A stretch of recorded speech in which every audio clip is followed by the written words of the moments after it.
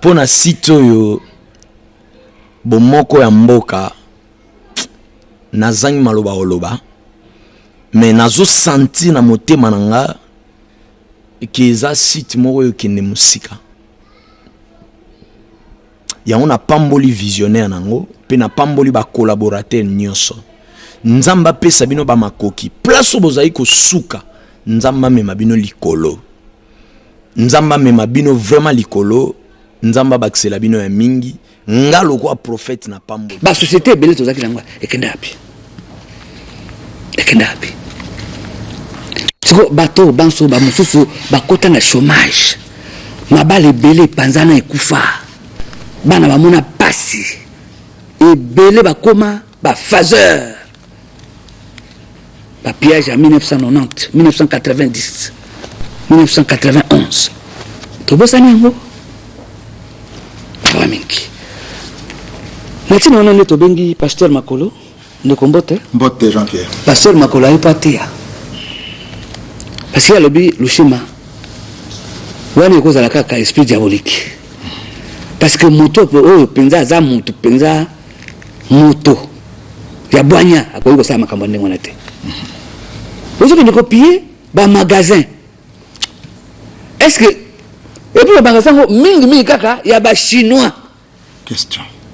Pona nini mingi ba chinois to komeka ko yanola na mutuna wa to me ko yanola ngwa to éviter ce qui jalousie ce qui n'to éviter pour exemple bande ko basusu bazo ko travailler peut-être na ba officine moko boye tout ça mais dit les contrats chinois là il faut les casser les contrats chinois là il faut tout faire pour to kimisa bango bala suna kongote. Mais le Congo est grand. Tout le monde a besoin de français, américain, koya,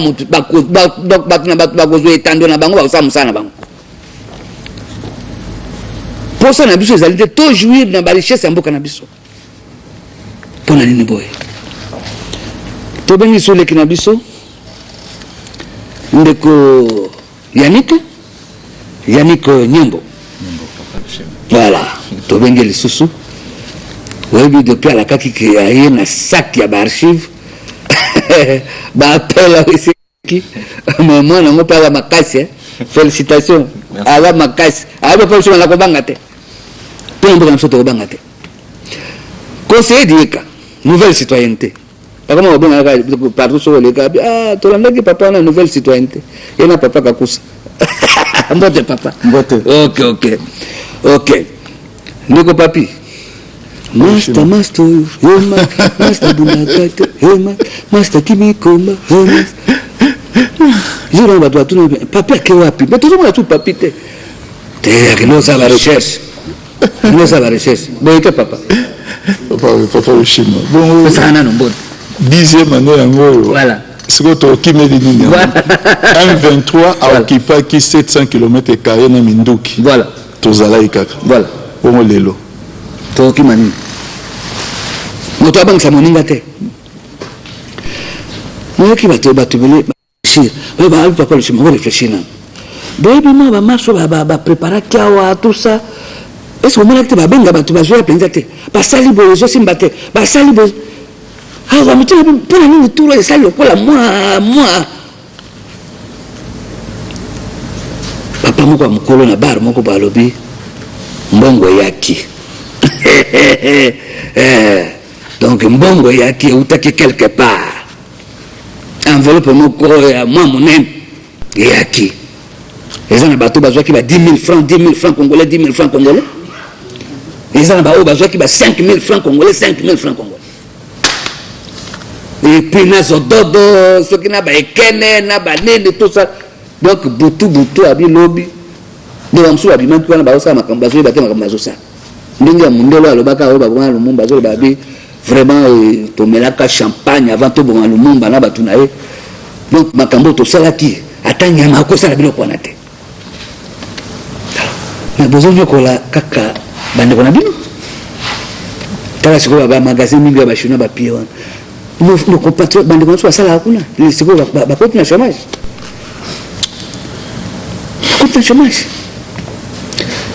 Voilà. Pourquoi bande ko bazali? Muto na muto komeka komanyula momo ke? To pesa toli. Mais eza malamute. Eza malamute. Na tambola na limité na zomona batu. Bazo likana baba. Carton Thompson oya malili me muto akangi yango boye. Nazo mituna me azo kamalili te. Zo kamalili te. Zo kamalili te. Kilo pengo komona ba beton ba tout ça muto asimba biloko ya kilo atena muto azo kenda nango. Utali mutango mukebo tu siko ebyo kwa kilo azo mema ndenge nini esprit diabolique terrible congélateur munene mutame mina biloko la kati azo kena siko vraiment ga utali pe mutango le kwa koko shimato ya bisobo vraiment c'est quoi ça esprit diabolique na bandeko topiaki et botaki ba marché le ba Koweït ce qui n'est le côté à Gabela na tout ça alors botu na ba ba piaki et ce que ba ondeni posa ba tum susu ba zo somba allez botu ko piaki na et yaka ototo na ko ozo somba pe c'est terrible merci toza ba tomaela boye ba kombela ko pesa toli pour éviter. On dirait que les Kambango, ils ont sur les Kambo la loi électorale. Ils ont mis les Kambo sous. Bah constituer ça l'attention pour battre bengi. Bah Congolais solo bazana bambo kami pa même moi nzinga bah papa bokeba. Tout le monde qui bango bazaki mususu bazaki na entraînement bah si ba koti kuna. Plus de 300. Ah bazana mingi na baron point. Bazana le ba chargeur le ba chargeur le pe biso bazali. Mais ba chargeur moko boy bah si ba koti wana. Na baron point na bato habito ça attention nzinga campus basengi na bakonzi bosala ta bouclage bamusuki baza kuna nzinga bangonde baza ko organiser ba opération mali tout ça tout le papa le ba futa ko combien pour que nakaka ba mikola danger be o ki na ko le bana TV o tika maso na ba na sina yebisa binoti netinga na zabo ngai ndenge na zabo na biso baloba boy papa zo bisa mwana papa zo bisa ngabi omoninga atali bebe na ngela liboy mboka village za attaqué tika bebe nga quel est le défendre village très bien pour ce qui banguna bazu village okozanga sika okunda ngai oki bazu atanzo nga bakati obi batumbi yango bozo kango très important.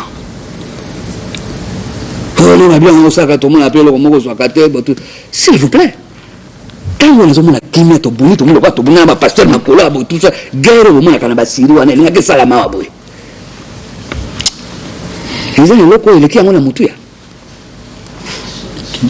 Donc pona bundela mwasi nanga, pona bundela mwana nanga, na bundela papa nanga, il faut na senga na pasteur makola pesa kana no soko bo pesa ngambongo te, na bundela papa nanga te, na bundela mwana nanga te. Azoba.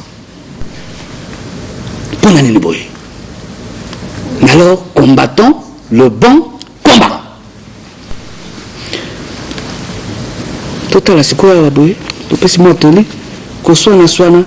T'as la minute de mon papa zoana nous photo là, papa zoa photo. Biso tozo bangate, tozo bangali. Papa kimbanga zali. Azamulimo. Azali.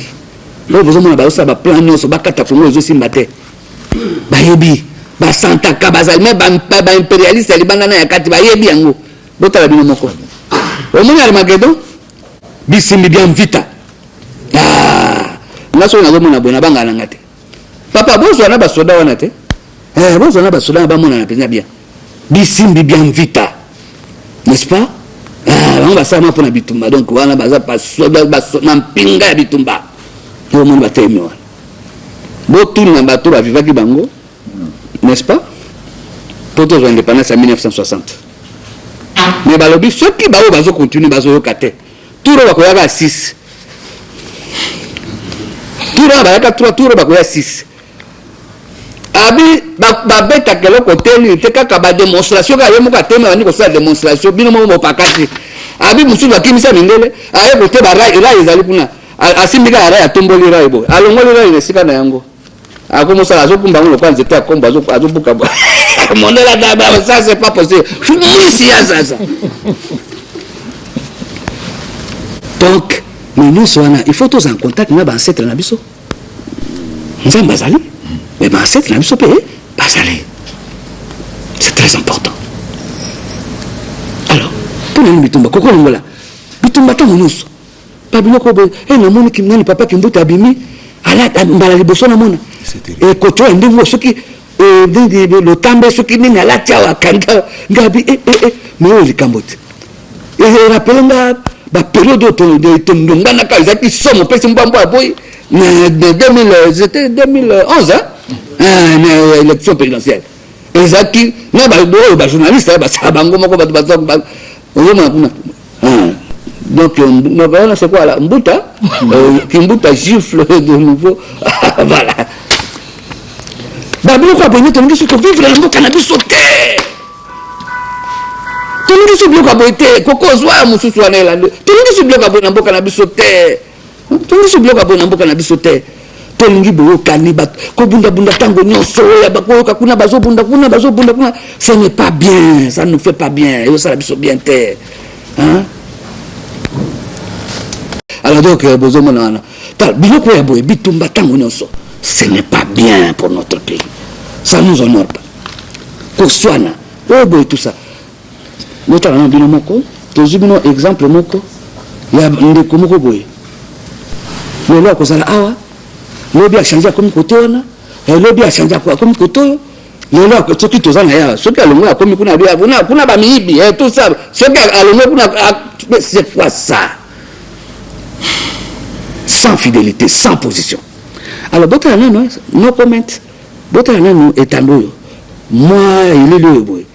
Bateau, bazo soit na kao. Bazo soit na ponanine. Et puis, ndekouane, comment on a changé à quoi? La taille, c'est la que nous avons bazo potana, juste maintenant, au Sakanate. Toland. Il vient à Kinshasa. Avec nous, Laurent Désiré Kabila. Vous parlez de l'accord de l'Emera. Cet accord, personne n'a jamais montré un exemplaire de cet accord. Tout le monde en parle. Accord de l'Emera.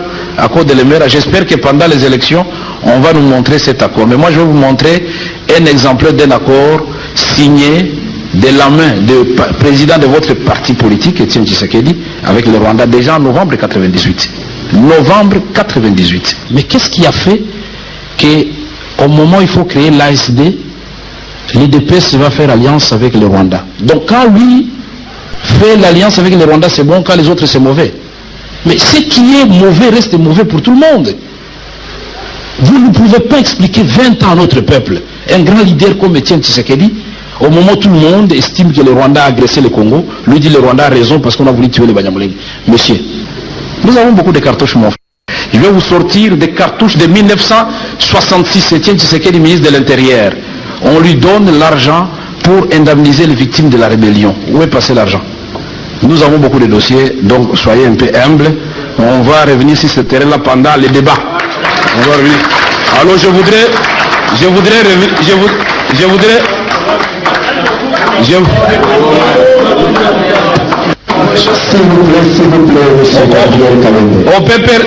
Gabriel Kayembe. On peut perdre Kayembe. Vous avez vu qu'on peut perdre, on est tolérant. J'ai eu un débat contradictoire avec Maître Mukendi à Limité. C'était un piège, moi je ne savais pas.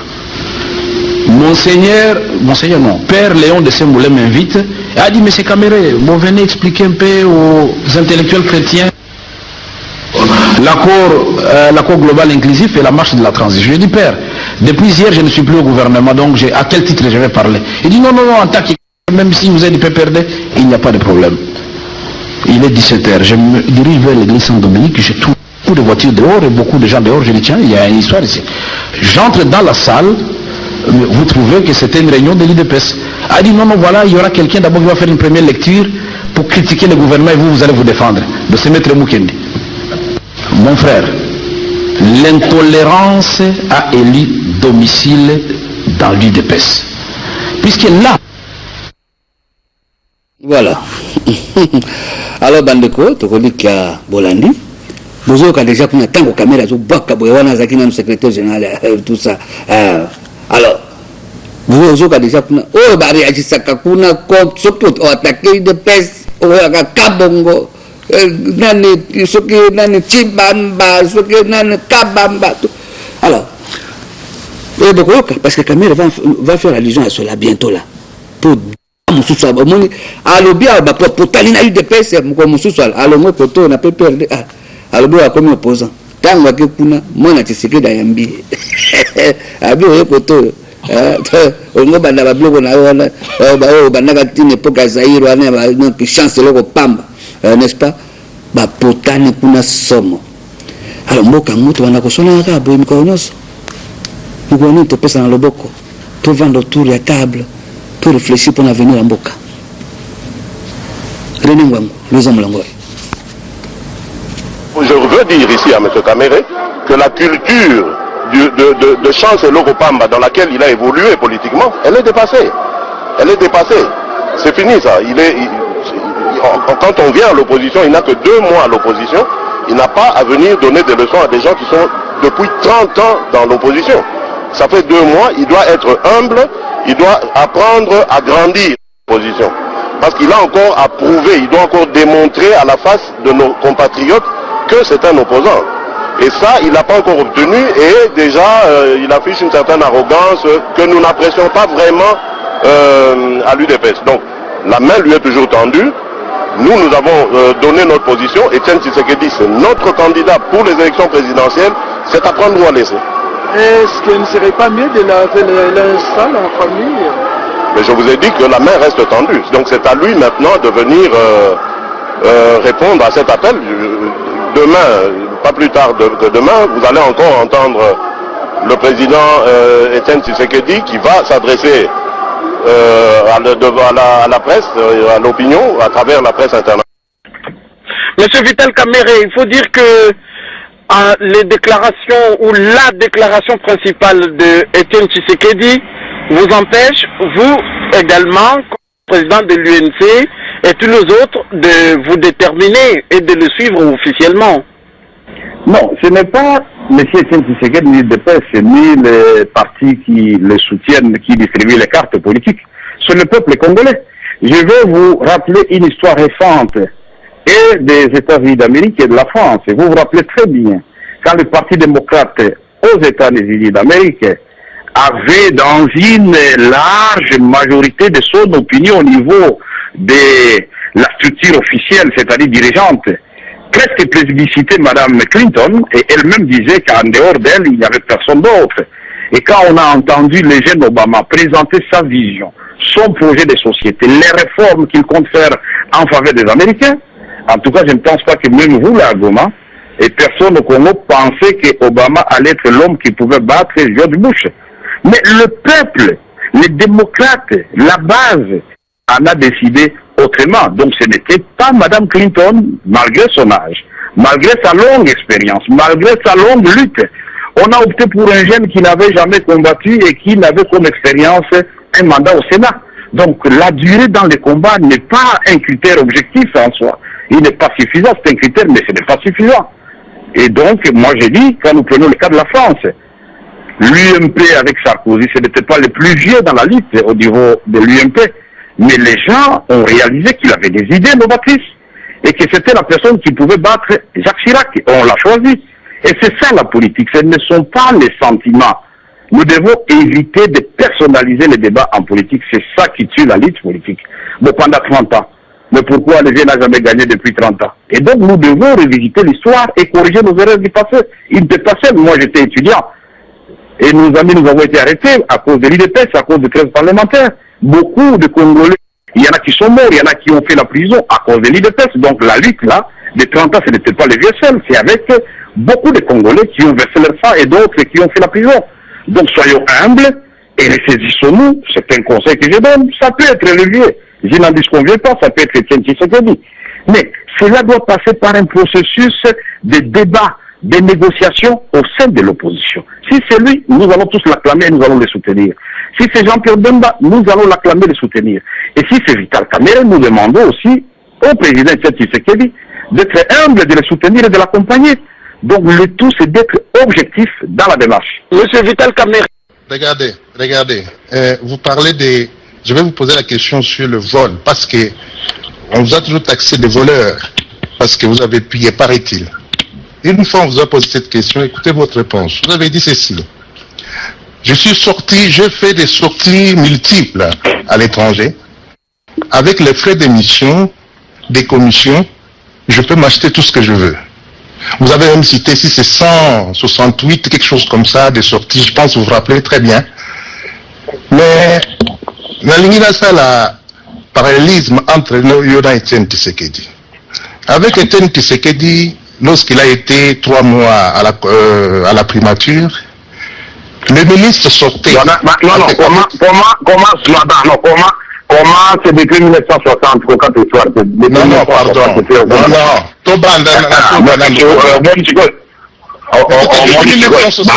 1960. Le Congo était bien géré. Moi, je parle seulement de vol par rapport aux frais d'émission. Non, ça c'est vous qui le dites. C'est vous qui le dites. Je peux vous démontrer le contraire. Vous avez dit ceci, M. Kamere, vous avez dit j'étais président de l'Assemblée nationale. J'ai exécuté plusieurs missions à l'étranger. Avec ces missions, j'avais des frais de mission. Mes frais de mission m'ont permis d'être riche. Voilà, en quelque sorte. Alors, je fais le parallélisme entre vous et M. Etienne Tshisekedi qui, non, vous n'allez pas faire. Non. Là, je vous arrête. Vous n'allez pas faire le parallélisme sur base de mensonges. Je vous respecte très bien, je ne sais pas comment vous appelez. Je vous arrête net, je n'ai jamais dit cela, que moi je me suis enrichi à l'Assemblée nationale, je vous arrête net. Si vous supportez M. Etienne Tshisekedi, c'est votre droit. Mais vous n'avez pas pour cela besoin de faire... Mais je l'ai dit à quelle occasion? Je l'ai dit à quelle occasion? En rêvant, certainement dans les rêves, je suis venu vous voir.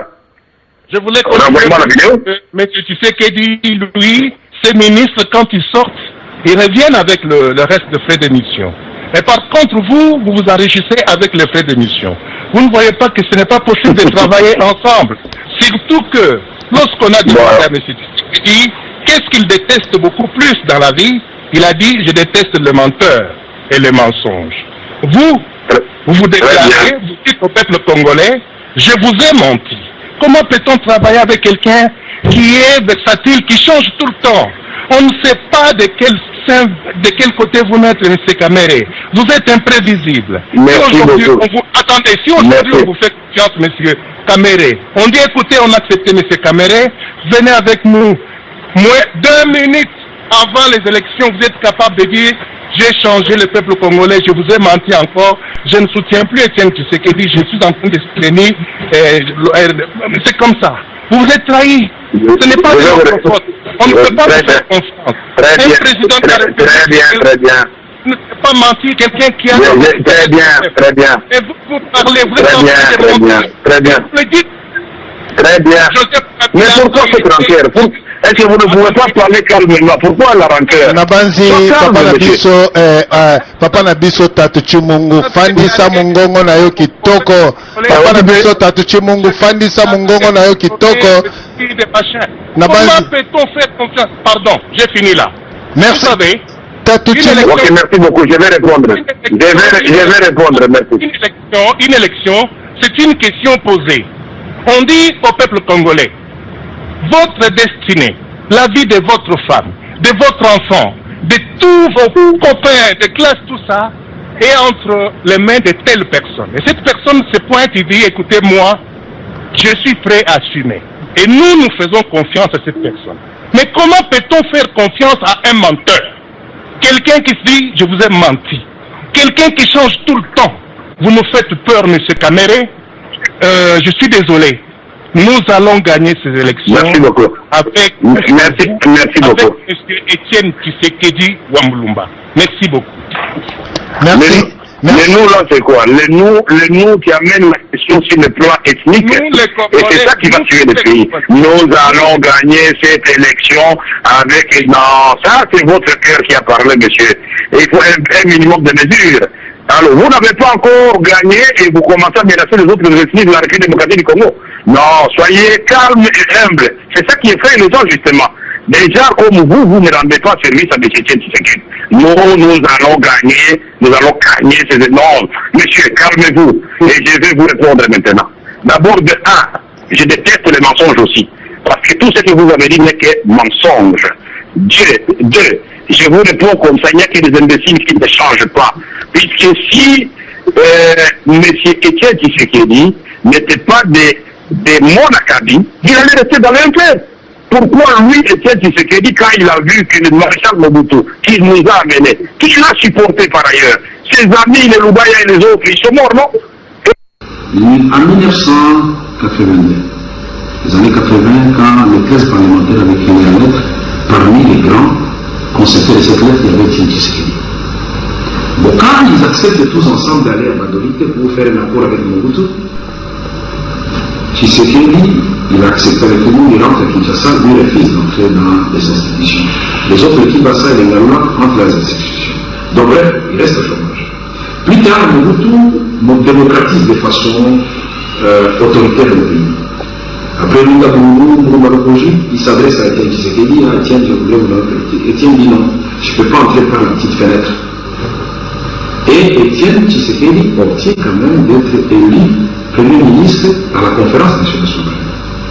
Nous sommes à la conférence nationale souveraine, et puis Mobutu nous complique la tâche, et puis il y a négociation de Val-de-Marne, on les réhabilite.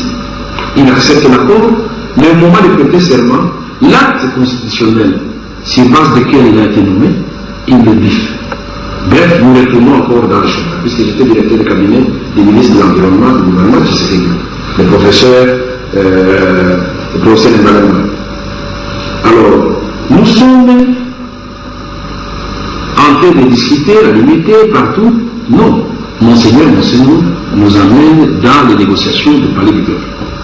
Et au palais du peuple, il avait dans sa judiciaire une carte que nous ne connaissions pas. Lui-même, Monseigneur élu désigné président de la CRPT, qui nous a donné premier ministre, et Mobutu répondu président de la République. Et Tshisekedi, de nouveau dans le chômage. Qui a perdu? Alors, je ne vais pas vous citer toutes les étapes. Nous avons San City. Etienne Tshisekedi Fondaro, nous avons un accord global inclusif. Nous revenons au pays. Le président envoie le pasteur Moulin chercher Etienne Tshisekedi, puis c'était son choix. Kabila voulait qu'Etienne Tshisekedi soit vice-président. C'était méritoire. Nous, il puisse devenir. Mais les jeunes gens, et vous avez vu le dernier jeune Afrique, à quoi joue Etienne Tshisekedi? Il a donc dit Olengankol avait trahi Etienne Tshisekedi, puisque c'est eux les artisans de la carte Zaïd Ngoma. Est-ce que c'est le peuple perdant? Une jour aujourd'hui on dit peuple, même eux ils passent dans ce sans rire de le dire à la télévision, mais les artisans tout le monde le connaît. Quand Olengankol passait à la télévision vantait Zaïd Ngoma et Joseph Kabila, ce n'est pas moi qui lui mettais ça dans la bouche. Il suffit de prendre les anciennes cassettes, on va montrer sur toutes les chaînes de télévision. Alors, les mêmes qui ont dribblé Etienne Tshisekedi à répétition, quand ils sont plus aux affaires, ils vont encore chez la vache pour clair dire non, ils veulent tout chez Etienne Tshisekedi. Ah non, voilà, nous autres, ceci, cela est Tanzanie. Donc, comme la blague semble claire aux vieux, les vieux les embrassent encore une fois de plus, mais ils les préparent encore un autre coup. Donc, vous allez voir effectivement que Maman Zouzilati dit dans le Jeune Afrique ici, que Etienne Tshisekedi est comme un joueur qui dribble tout un peu comme Ronaldinho. Il dribble tout le monde, mais quand il arrive devant les buts qui est vide, il refuse de marquer. Maman Zouzilati dit dans le Jeune Afrique.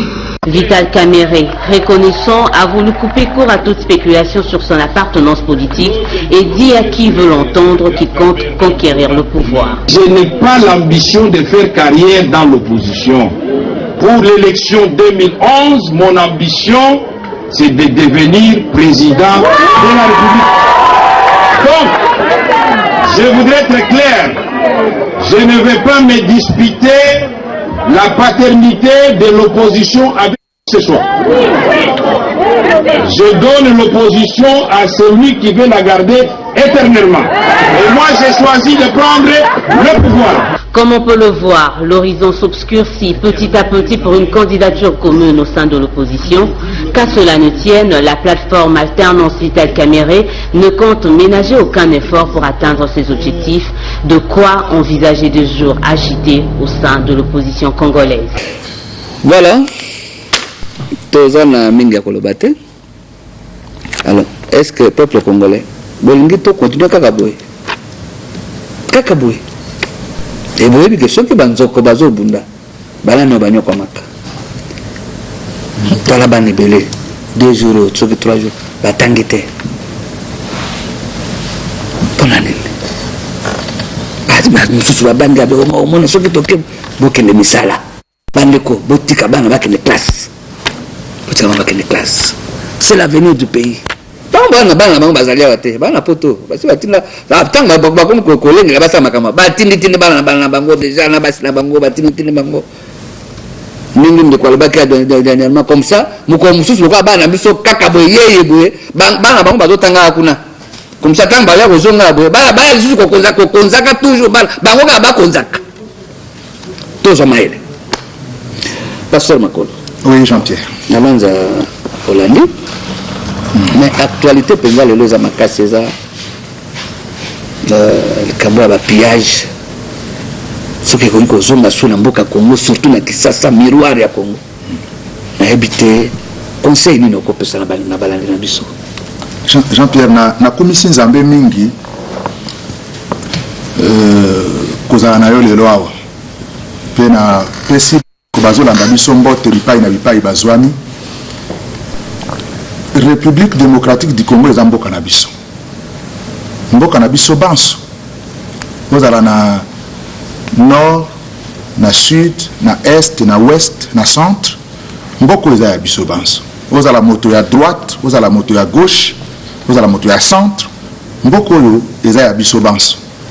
Donc il faut que biso banso to yebaka que ce qui nakoki kozala na mwa makasi muke na mettre makasi wana au service ya bomoko, au service ya bondeko, au service ya consolidation ya fondement ya mboko. Ce que ngai nazui mayele na ngai, nazui makasi na ngai, na mettre yango au service ya destruction. Nazo sala mabe. Eza lokola mwana oyo azui allumette atumbi ya tata na ye. Mwana wana aza mwana malamu te. Azali mwana ya ndako, azali mwana ya libota wana. Toko kolongola ye mwana ya libota te. Mazante na libunga po ndako ya libota batumbaka yango te na bana ya libota. Moto akokoluka ko bebisa ndako ya libota eza mopaya. Moto mosusu wa uti musika wa ebi pasi ya ndako wana te. Mais yo moko mwana ya ndako ko bebisa yango te. Même soki ba problème ezali, soki ko wela nezali to lobanaka. Ngara ko loba Jean-Pierre ngaza d'accord na yo te. Mais nakoki ko boma yo te. Nakoki ko buka ndako ya tata na biso te. C'est extrêmement important. Toyeba yango ozala Vital Kamerhe, ozala Etienne Tshisekedi, ozala Joseph Kabila, ozala Matata Ponyo, ozala Evariste Boshab, ozala Mende Omalanga, ozala Loshima te, tobatela mboko oyo toyebake maloba manso makobima na minoko na biso ezala maloba ya kotonga, ezala maloba ya koboma te, ya kobebisa te. Makambo manso tokosala ezala pona intérêt ya mboka, ezala omoni olobi nanga makambo na pillage. Oyebi bato oyo ministre Mende azobenga bango ba auteur intellectuel ya ba pillage oyo. Mais dit ye ala la kanjala te. J'insiste sur ba makambo na zoloba. Moto kwa caméra ala la kanjala te. Ozomona.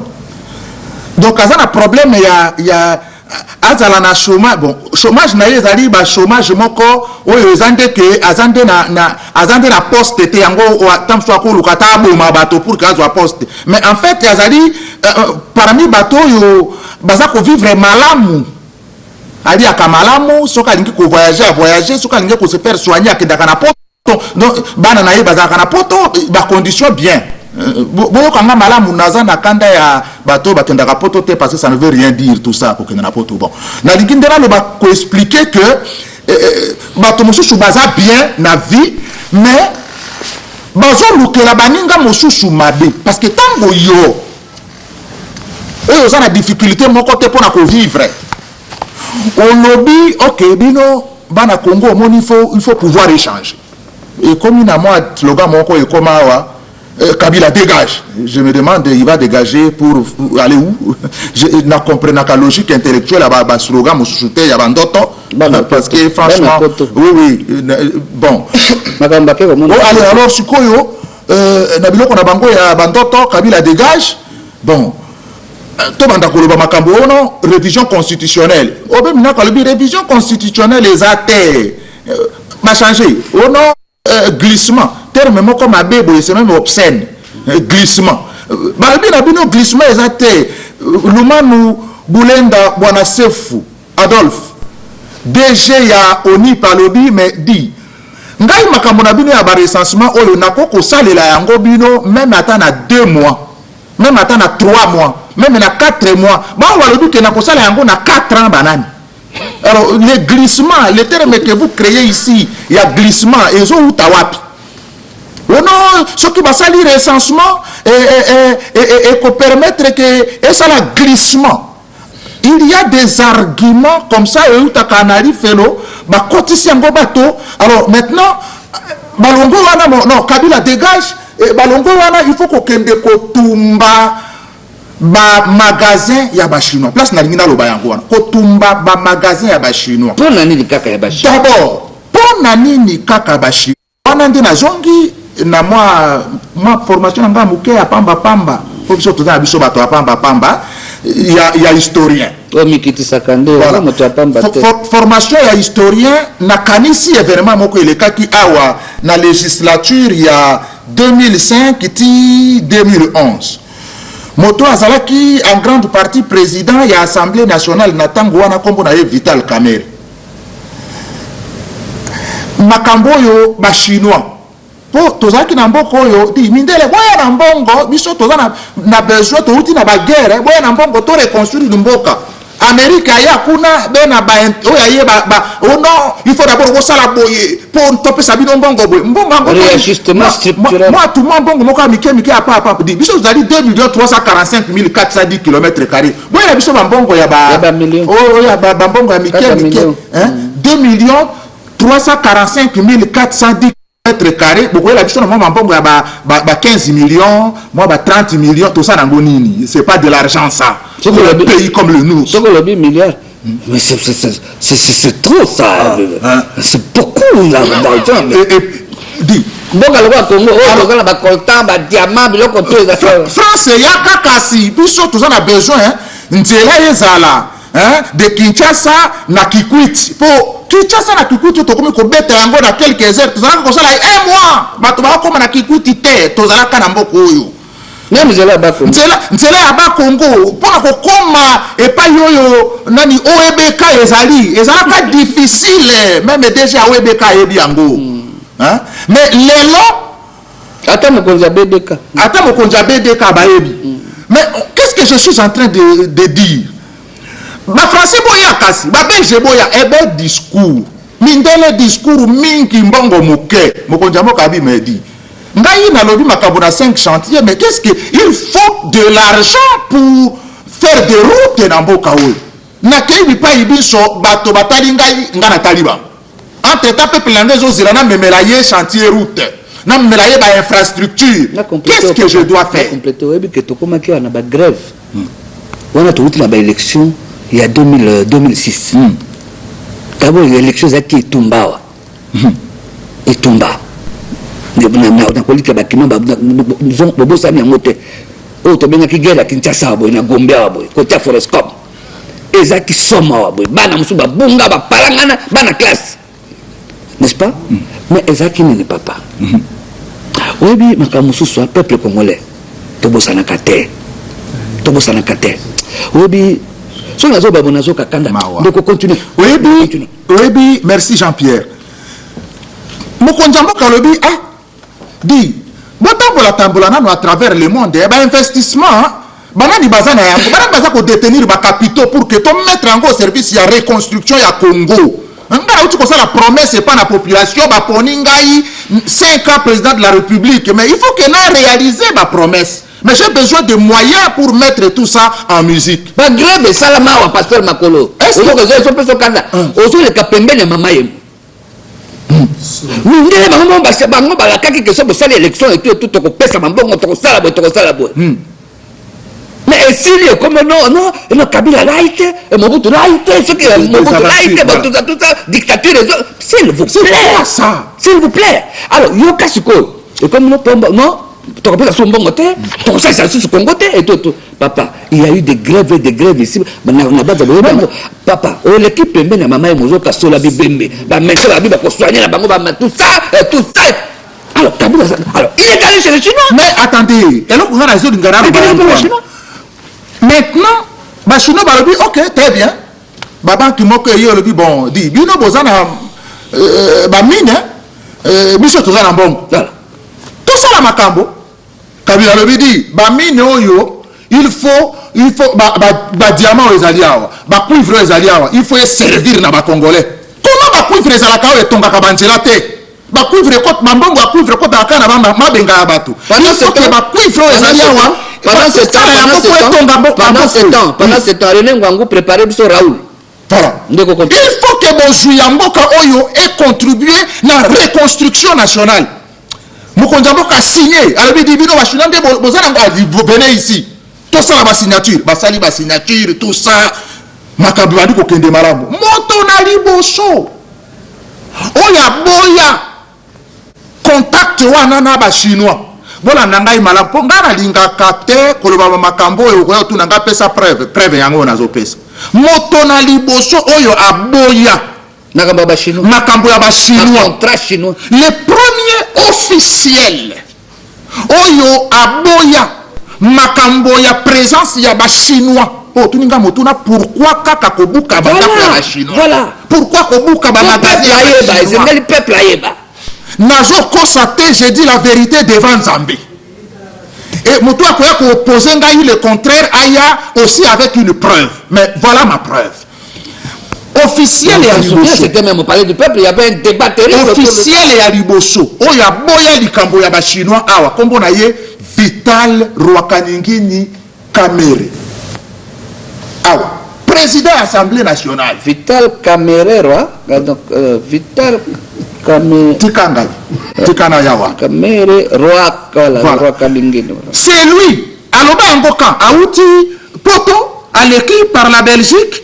Ce que vous avez dit, côte sakaye ba mo ba biloko bino ba belge bino ba français bino ba américain bino soki ba nani ba lobi na bino bo ya to sala ngana za na makoki te bo pesa nga makoki na reconstruire mboka na ngai bino ba discours mais ba oyo ba yoka kamawa ba ye na bozui na lingina banda kosala bo koteli ngai na ntela ya ba officiel mosusu lokola ba kamera po ba ya ko bebisa eloko oyo ba congolais baza na besoin na yango mokonjambo ka yebisaka caméra lobby pas question et tous les autres députés ba yebisi ye président à l'Assemblée pas question ozomona ti ba chinois ba continuer na makambo na bango question tuni pona nini kaka ba chinois siko na sali nini parallélisme wana c'est parce que caméra alingi te que mboko nyezala parce que les investissements chinois na mboka oyo esungi mboka c'est ça. Quand un Chinois vient ici, bon, le chômage est allé. Et c'est vrai que le chômage est de masse, c'est un mboka où il y a pour sa canate. Et surtout à partir de pillage, bien sûr. Et pour que le chômage est ici, là, ce n'est pas par un bâton magique que le chômage est possible. Pour que le chômage est ici, là, il faut que l'investissement, y compris étranger, et il y a un beaucoup. Investissement sur que y est et que ça la création il y a un emploi il y a misala et que pas ça bateau misala voilà ozomona mais ba yé ba pesi bateau misala il y a un magasin tout ça yo caméra parce que olingi ba chinois te parce que yo boya contrat avec ba chinois depuis kala otinda ba bandi na yo on a fait ce canton mais ce qui lokola auteur intellectuel bakende ko sata ba chinois oyo yo lingaka te. C'est que vous semblez ignorer. Et c'est-à-dire que les gens qui travaillent chez les Chinois, qui vivent dans le salaire, attends, mike pamba oyo bazuaka epa na ba Chinois, batangisa kabana na bango na yango, balisa kamabota na bango na yango, bamema kabana na bango na ba hôpitaux na yango, maintenant que mosala wana ezali lisusu te. Yoko kozwa bokonzi na kilomate poto koti batoloko abiso ngaba kotika yo ozwa bokonzi na likolo ya makila ya bato te ngai te ozomona basoda ya Kongo bakotika yo te bana Congo bakotika yo zwa bokonzi na bobulu te. Maintenant bato oyo lelo bazangi misala yo koleisa bango po yo liaka bango nde bazangi biloko ya kolia. Voilà motema mabe bobebisi ba magasin ebi est-ce que yebi que pour que moto auta na ngaba ayati na centre-ville il faut abebisa ngonga na ye, il faut abebisa mbongo na ye ya transport. Mais ba magasin wana ya ba chinois ba memi biloko moins cher jusqu'au cœur des quartiers populaires, de sorte que ce qu'on a besoin il y a moi torche, lampe torche, au lieu au futatiko ya ti na centre-ville kotoyo okoko somba yango na ngaba. Mais yo otindi babandi na yo bakende kobuka oyo yanga. Mais finalement toko kende wapi na ba formule ya ba politique ya boye eloko na mibale ngaki na loba yango wana ya misato très rapidement. Ok to sukona omoni ngai cinéma on amoni awa ezali na nyoso papa bakende kobuka boye munene ba chinois. Loi électorale, qu'est-ce que ça a à voir avec la loi électorale? C'est qui eloko nazo lingana banda koloba yango wana. Omoni discussion de ça et ça c'est depuis 1960 hein? Oui. Depuis 1960 Lumumba Kasavubu Mobutu abi bodi aleboduma babi ti bafi Lumumba babomi Lumumba bawo babandi ekomi bongo poto 1990 Tshisekedi Mobutu poto muzalo bidi aleboduma bino nyos babini 97 muke bitumbe bandi poto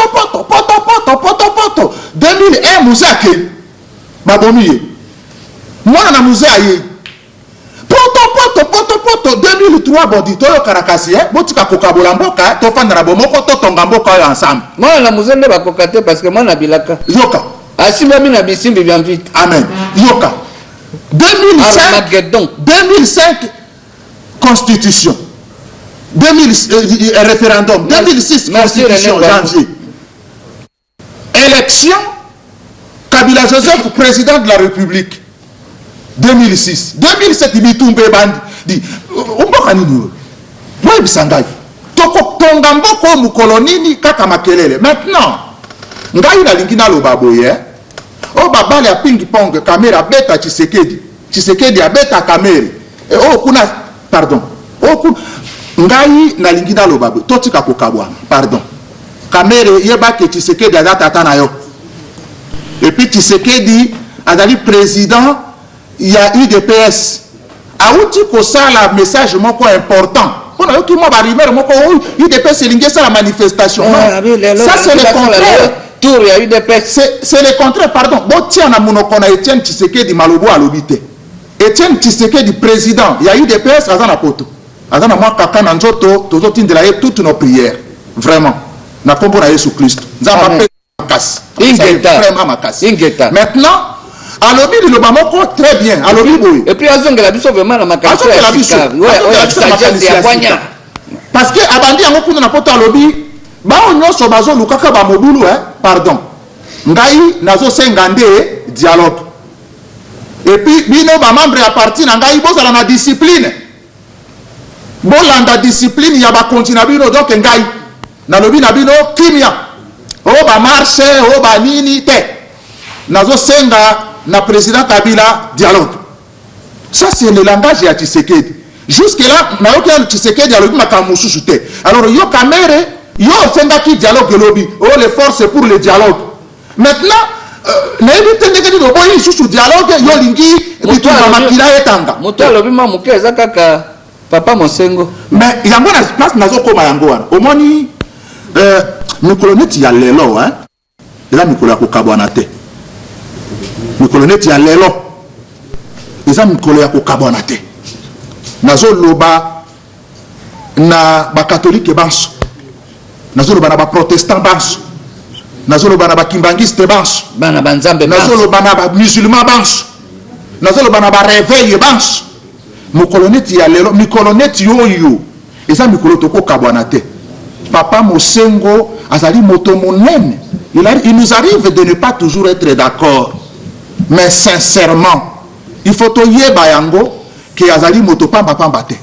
azali moto mais acharnement na ndio eloko oyo tolingi toloba na ye mpona nini kaka nayebi te Lumumba ezalaki benda bika voilà eloko nalingi koloba na boko bakonzi ya catholique na mboka na biso eloko na azodinga naloba yango ezalaka nini banationaliste na bakonzi ya catholique eloko nga nazodinga naloba yango wana boko bakonzi ya catholique très bien au-delà ya différence idéologique na biso to démentir l'histoire to démontrer l'élan même ce qui moto eza kopela yo ça je m'adresse na papa cardinal je m'adresse là le quoi mwana akoko s'adresser et pas na papa na ye au-delà ya ba moto ekoko kopela na kati na motema tata azalaka tata akitisaka motema tata atumbaka pardon nasengi yango na kombo na mokonzi Yesu Kristo oyo ye tata asalelaka oyo ngai nasalelaka lokola pasteur eza na eloko moko esalemi na France elobi Manuel Valls pour régler le problème ya baterroriste parce que il se trouve que baterroriste bazali kose radicaliser mingi tango bazokanga bango na baprison et kuna nde bazokende koyekola lisusu bazozwa su motema mabe mingi contre France. Qu'est-ce que Manuel Valls pour ceux qui ne connaissent pas azali premier ministre socialiste ya France lelo azuna makanisi moko apresentaki yango na nani na parlement na bango alobi bon comme bato oyo baza ba musulman soki tokangi bango totie bango na kasho kuna nde bakenda kozwa mayele mabe pona kobebisa lisusu France il faut tout ça la promotion ya formation ya ba imam awa na France to ilakisa ba imam et puis to kotisa ba imam yango na ba prison bakendaka koteaka ba prisonnier musulman wana pour que mayele ya mabe o bazozwa na ba prison bazwaka yango. Voilà à quoi servent les serviteurs de Dieu. C'est-à-dire que l'État est comme un serviteur de Dieu et il est dans un service où il faut permettre nini kimia ate ya batoni ni bolingo ya mboka motei. Ça je le dis peut-être malobana makula bandi susu ba makambo na ye non bozola nganga lelo naza na kimia monene loshi maza na kimia monene tozolo ba makambo ya kimia awa papa Laurent toza na bosenga na yo makasi toleleli yo lokola bana na yo. Amen. Amen. Maloba ya kimia bokototombokisa bato te po biso basali na nzambe mosala na biso ezali komema pio na kati na mitema ya bato komema bondeko komema kimia mais soki na maloba na biso bato babandi kotumba po biso toluki yango ezali mabe ata nzambe oyo tosalelaka akondima biso na yango te. Voilà eloko oyo nalingi koloba lelo na tongo parce que mboko oyo eza ya biso tokoki interminablement kobebisa yango te. Lelo tosangana na bomoko to mettre en commun mayele pe makasi mabiso pona kotonga yango sima na bakonzi na biso pe sima na mibeko ya biso. Nzamba pambola mboko. Amen, pasteur. Parce que il faut communiquer. On communique. Pour l'andaka porte-parole, il y a gouvernement, il y a mboka na biso. Mwana mboka Lambert Mende. Pour l'andaka ye. Mais ba ika babi boy, papa. Chaque fois que on a soki kaka, papa Mende alinga bandolo babu so banga à chaque point de presse. Au moment ba quartier musu courant tap ba kureke eke. Papa Luchima, générique na soki bandi kak on dirait bato buzu soki babanga ke biso ngo soki ne soki kaka mona Luchima linga bal o ma ba katom soka tamba bozo benga ba ba tamba kuna ke wa tap eke parce que étudiant mingi balobi mais tamba ko expliquer on va expliquer c'est comme ça donc mais voilà bon on a donc on n'a pas communiqué donc il faut informer, il faut nous informer. Bah étudiant mingi bah vous regrettez Tomituni pona nini kaka ba chinois et puis au Cabo on a besoin donc j'ai le musuta le Cabo abi ba chinois besoin da biso ba komona donc ba chinois Chinois, qu'est-ce que le Chinois a à voir avec la loi électorale? À votre capteur. Magasin à Chinois, qu'est-ce que ça a à voir avec la... Boyoki réponse. Pour les Chinois, ils bango. Oui. Tous les sous makambo ya bato ba ko pola kawa po mbongo ezate mbongo fonctionne. Donc ça dit que mbongo comme ingouvernable. Voilà. Mobule bima. Donc eza na ba commissionnaire. Ya boko ba mindele. Oyo bazo bundisa ka ba Chinois. Oyo balingi ba Chinois bazala wate. Il faut ba baisser bango ba pesa bango motema pasi tout ça abakanga bisaka bakenda. Botuna bilenge bandeko ba oyo ba ebite bano bazana ba 20 ans 15 ans tout ça botuna to vivaki makambo bela zairianisation botuna ba ebisa bino pasi nini ekotisa na mboka oyo voilà zairianisation ba botola ba magasin ya mindele boko ba mindele bazaki imagine mundele ya boye na 15 ans afunga banina na peut-être na moi paquet à cigarette soki nini soki moi ba bonbon ba biscuit tout ça et puis a commis na magasin ala fungoli musu na kikwiti afungoli mususu na kisangani kuna na buta na katakokombe na kasumbalesa tout ça et puis a commis na 60 ans abalia wa boti même ataye na moi si na portugais ou bien grec ou bien tout ça pour mingi zali ba portugais ils ont na ba grec n'est-ce pas? Nous préparons ce qui est où tu as non, il faut pour arracher bango à tout ça. Donc, on a appelé ça la zairianisation. Voilà. C'est le biloko zaki à bapaya, on a tout ça, boto la bango. Bango peut ça dire, pasteur Makolo, on a besoin d'un homme pour tout ça. Les masananga, tout ça, des vieux magasins, on a. Ayebi na yenge bate kakate, ayebi no ceux qui ba grand cahier, ceux qui na ba petit cahier commerce, kuna ayebi na été actif na passif, ayebi la été. Donc il y a sur la fin de la boue. Alors ndeko ya niki soka ebanga na parler kuna vraiment moi été allé. Des pesa 10 sardines. Alors kuna ceux qui tout ça dit. Pesa na c'est 20 sakombi tout. Quelque temps après on les a appelés les acquéreurs. Bandeko. Ouais, papa? À qui par erreur? À qui par erreur? Merci, papa Moïtien. Bandeko. Et quand il s'habille sur la passe, tu as un beaucoup. Aux autres qui sont dans l'intérieur. Au moins, dans un village, on a 200 km. Au côté magasin, on a ou bien tu as Congolais, tu as des caméras, n'est-ce pas? Alors, on a tout ça. Au kokuta na magasin wana bilamba, makayabu, biloko nyoso kuna na kati, tout ça ba bonbon, biloko tout na kati. Ekenda. Peuple congolais, boye biso tozo continuer boye. Et ko koma ke ba investisseur, ba to ba yaka na misala.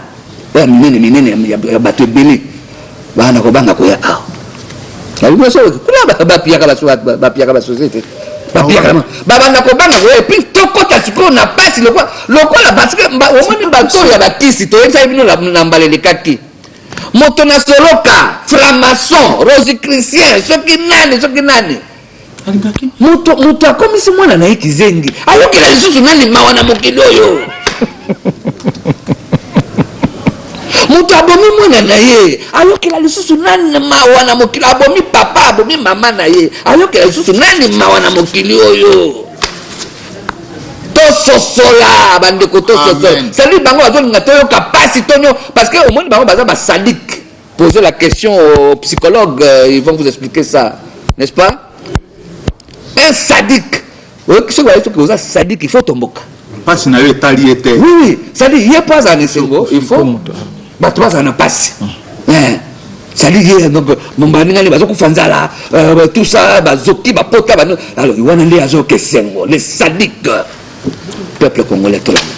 Alors pona nini ba chinois likambo ezaka débat makasi na parler du peuple na zone kabili wana po ba cassette tango c'est le kebele obi na butu na kundoli ba 3 heures du matin madame abi papa là la tamuke parce que na tongo zo kende ça là la tamuke mais ba na parler du peuple là ezaka somo Quand le gros ne va non, mais vous voyez, il faut les Chinois là, mais tout ça, les contrats chinois, non, mais il faut même ça partenaire traditionnel. Exactement. Alobaka, te soumettre en contrôle. Voilà. Il y a FMI, voilà. Il y a Banque mondiale, n'a pas partenaires occidentaux. Donc, tous les contrats chinois, tous soumettent en contrôle, il y a institution, il y a Bretton Woods. Voilà. Et là, il y a le bas qui est en Goana. Mais, tant que nous bandé, nous aurons le temps. Merci, papa. Mais moto kasaka yango moto kasaka yo ya panzaki likaniso wana ezaki papa Boshabo bozomona lelo akomi VPM vice premier ministre o asimi mambi ma intérieur o to tambola ki na yelo papa lushi mayaka to tambola o papa je docteur que to komi nga papa Boshabi na za na siba na za koma de lushi mayaka yaka bozomona makambo de bozomona de bitu ko ba pesa ki assainissement po bana ko bonsa la commune batumbi am banti ensali batumbi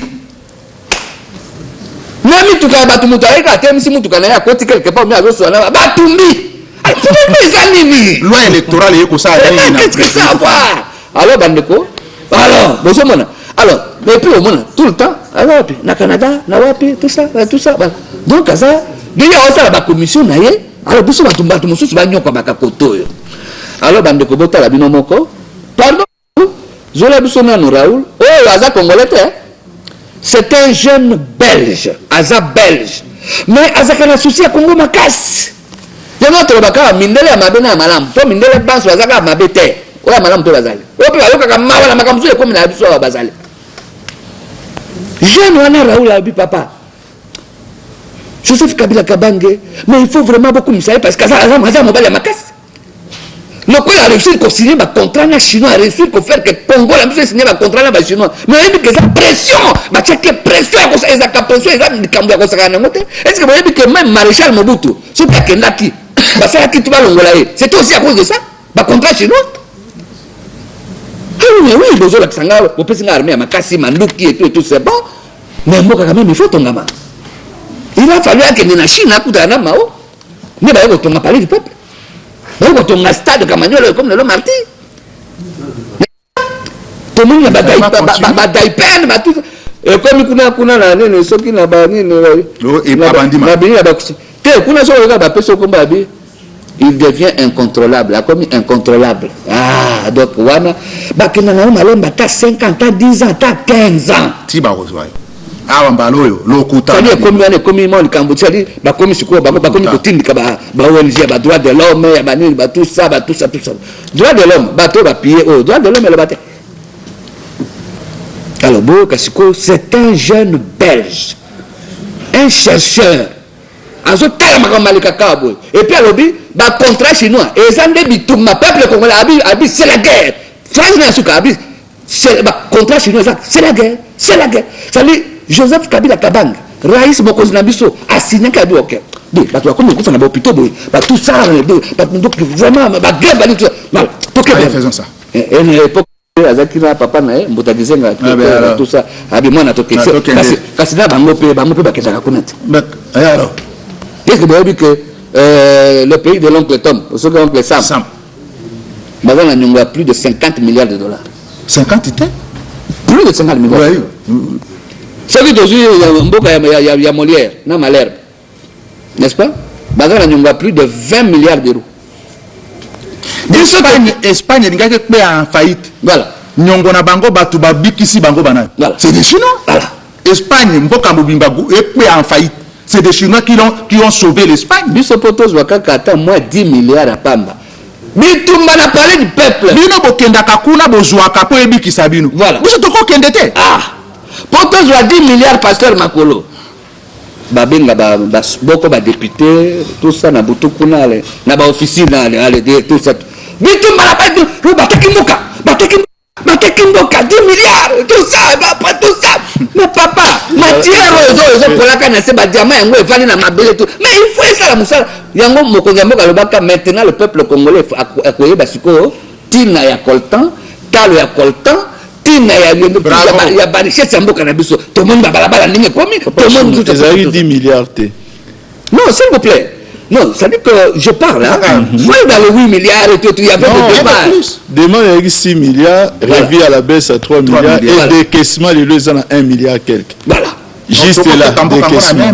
Moi, je vous dis, ce que je vous dis ici. Oh, déjà, Bazo. Ce que je vous dis ici, j'ai discuté avec certains Français. Voilà. Ça, je vous dis. Et ils parlaient en termes de 10 milliards. Ça, je vous le dis. C'était ça, oui. Et on a dit ça sur RFI, sur beaucoup de chaînes, la voix de l'Amérique et les caca. Encore de l'intérêt. Oui, et puis et quand il parle en termes de... Ah oui, mais c'est beaucoup d'argent pour la République du Congo. Mais c'est vendre le pays. Mais papa, quand vous avez fait le plan Marshall pour l'Europe, qu'est-ce que l'Europe a? N'est-ce pas?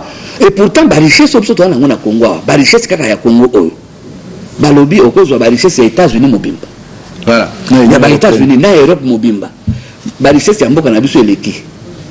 Mais toujours jouir dans côté, balingito jouir dans côté. Pour la ligne, voilà Raoul, boyo kabino moko. Très bien. Les Congolais doivent apprendre à avoir confiance en eux-mêmes. Ça peut paraître très paradoxal de la part d'un Belge, mais je sais ce que mon pays est venu faire ici au Congo, et c'était sûrement pas que du bien.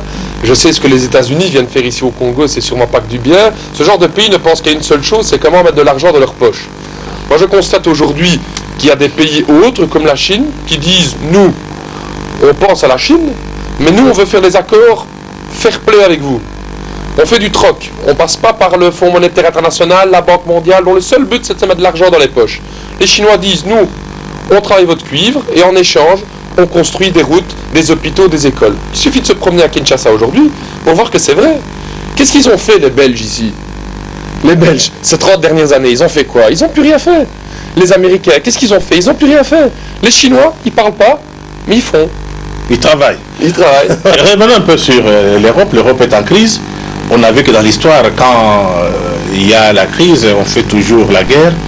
Aujourd'hui, beaucoup de pays du tiers-monde, en dehors de l'Afrique, se sont dotés des armées pour éviter qu'on vienne faire la guerre. Il n'y a que l'Afrique qui est restée le seul continent où on peut venir encore faire une promenade de santé. Est-ce que vous ne trouvez pas qu'aujourd'hui, avec cette crise, tous les bandits, tous les capitalistes prédateurs qui sont en Europe, ils risquent de venir encore en Afrique, piller, peut-être avec la complicité des Africains? Si les Africains ne sont pas complices, peut-être d'imposer une nouvelle néocolonialisation. Si, je crois que manifestement, vous avez tout à fait raison. On voit qu'on a une opération, une néocolonisation, comme vous dites bien, dans l'ensemble de l'Afrique.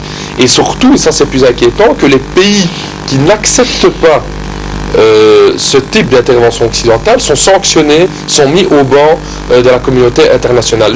Je reviens, je crois que le Congo a été un bon exemple en la matière. Lorsque Laurent Désiré Kabila a pris le pouvoir, il aura fallu 1 an et demi pour que, par force interposée rwandaise et ougandaise, les Américains organisent une intervention armée en République démocratique du Congo. Car il ne faut pas être dupe. Deux petits pays comme le Rwanda et l'Ouganda ne pouvaient pas faire la guerre au Grand Congo sans l'aide financière, militaire et diplomatique des États-Unis d'Amérique. Et pourquoi? Parce que les Américains trouvaient que Laurent Désiré Kabila gênait et qu'il fallait le balayer de la carte et mettre un régime qui était beaucoup plus docile à Laurent Kabila. Je crois qu'aujourd'hui, je vois que les autorités congolaises maintiennent cette orientation de vouloir un développement économique sud-sud au dépens de grandes pressions diplomatiques. Et je crois qu'on doit souligner le rôle positif joué par le président Joseph Kabila de maintenir fermement cette orientation d'un développement économique sud-sud avec beaucoup moins de conditions politiques. Vous savez, quand les puissances occidentales viennent prêter de l'argent à un pays tiers-monde, qu'est-ce qu'ils disent? Ils ne disent pas, tiens, prends l'argent, remboursement les intérêts, dans 5 ans on se retrouve. Non, non. Ils disent, prends l'argent, mais d'abord, tu dois organiser les élections comme nous on veut qu'on fasse des élections, acheter de l'armement qui vient des pays européens, acheter les produits, les œufs, la mayonnaise, le poulet qui vient de l'Union européenne. Donc il y a plein de conditions politiques et économiques qui sont mises à ce genre de prêt. Moi je constate aujourd'hui que les pays du Sud qui ont plus de capitaux disent, nous on fait du troc, on est fair play, nous on a besoin de cuivre, on a besoin de cobalt, et en échange, on vous construit des hôpitaux, des routes, etc. Et là, je crois qu'il y a au niveau de l'ensemble de l'Afrique une dynamique intéressante. Je crois que déjà l'Occident est en train de préparer une nouvelle guerre, et je vais le dire clairement.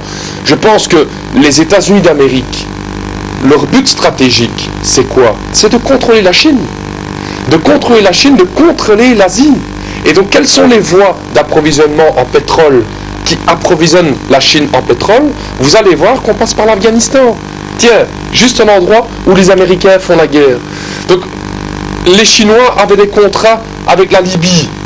Tiens, justement où les Américains font la guerre. Donc on voit que les Américains sont en train de construire des bases pour encercler la Chine. Pourquoi? Parce que les Américains, je vais vous le dire, ne supportent pas que des pays deviennent plus forts qu'eux. Et vous savez pourquoi? Parce que les Américains, ils dépendent du dollar. Ici, à Kinshasa, c'est le dollar qui est une monnaie reine. Or, le dollar, les Américains, ils sont en faillite. Les États-Unis d'Amérique sont en faillite. Ils ont des dettes qu'ils ne savent plus rembourser. Quand vous et moi, nous sommes en faillite, qu'est-ce qui se passe? Plus personne ne nous prête de l'argent. Eh bien, les Américains, il y a plein de grandes institutions qui leur prêtent de l'argent parce que le dollar est roi. Le jour où d'autres monnaies viennent remplacer le dollar, qu'est-ce qui va se passer? Les États-Unis d'Amérique vont s'écrouler comme un vulgaire château de cartes. Pourquoi est-ce que les Occidentaux vont se plaindre auprès des autorités congolaises d'avoir signé des contrats chinois alors qu'il y a encore des milliers de kilomètres de routes à construire? Si les Chinois construisent quelques milliers de kilomètres de route, que les Belges, que les Américains en construisent aussi. Non, ce qu'ils veulent, les Américains, ce que veulent les Européens, c'est casser les contrats chinois. Donc c'est une guerre, c'est une guerre. Peuple congolais.